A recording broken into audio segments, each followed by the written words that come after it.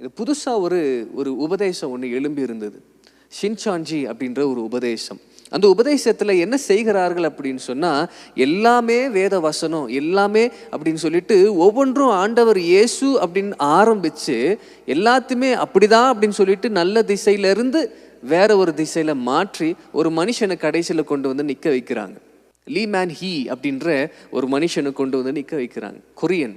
இந்த மனுஷனை பார்த்துட்டு இயேசு என்னென்னலாம் செஞ்சாரோ, இயேசு என்னென்னலாம் செய்வாரோ, என்ன செய்ய போகிறாரோ, இப்போ இந்த மனுஷன் அதை எல்லாவற்றையும் செய்ய போகிறான் அப்படின்னு சொல்லி கொஞ்சம் இயேசுக்கு ஒப்பிட்டு அந்த மனுஷனை வச்சிருப்பாங்க அந்த உபதேசத்தில்.